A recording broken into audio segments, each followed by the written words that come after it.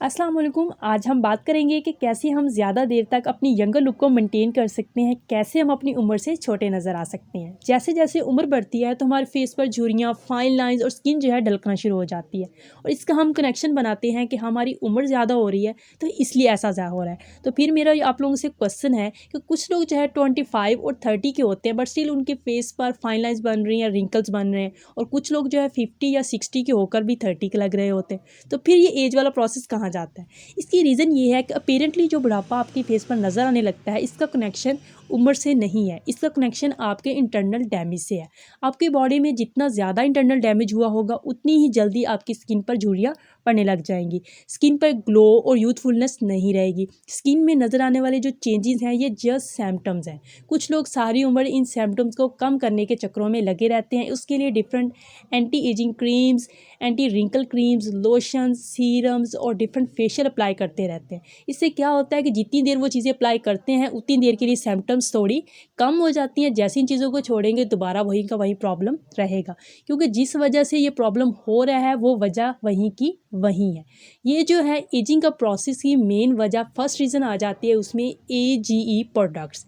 ये प्रोडक्ट्स होते क्या है? Advance glycation end product. ये बनते हैं प्रोटीन और शुगर के कम्बिनेशन से।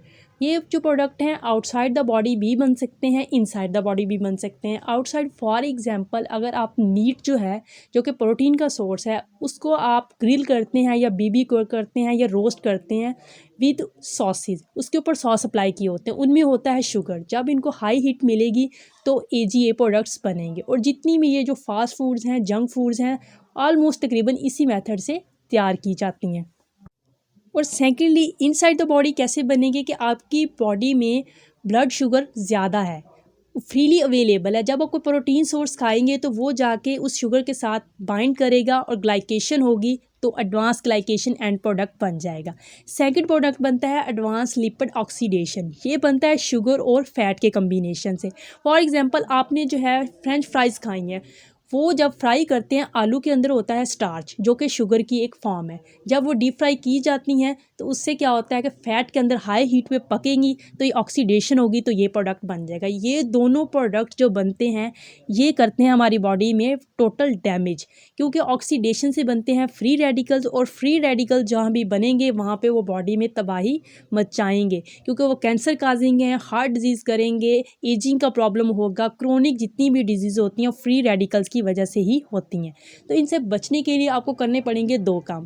फर्स्ट ऑफ ऑल ऐसी चीज़ों का इंटेक कम कर दें जो फ्री रेडिकल्स की वजह बन रही हैं, जैसे कि fried foods, ice creams, doughnuts, junk foods, fast food जितनी भी हैं इन चीज़ों का इंटेक कम कर दें। सेकेंडली जो बॉडी में इंटरनल डैमेज हो चुका है या जहाँ फिर डेली बेसिस पे जो हो रहा है थोड़ा बहुत चीज़ें खाने से, उसके लिए आप एंटीऑक्सीडेंट रिच फूड्स खाएं। उसके अलावा जो है आप फ्राइड फूड्स की बजाय बॉयल्ड और स्टीम्ड फूड डेली बेसिस पे खाना शुरू करें। सॉसेस का इस्तेमाल कम कर दें, फ्रेश फ्रूट्स का इस्तेमाल करें, फ्रेश वेजिटेबल्स का इस्तेमाल करें, सलाद का इंटेक ज़्यादा करें, पानी का इस्तेमाल जो है वो ज़्यादा करें ताकि बॉडी डिटॉक्स हो सके। लेमन वाटर का इस्तेमाल करें क्योंकि लेमन एंटीऑक्सीडेंट रिच है। उसके अलावा सिट्रस फूड का इस्तेमाल करें, साथ में एंटीऑक्सीडेंट जो है विटामिन के इस्तेमाल कर सकते हैं जैसे कि विटामिन C और विटामिन E।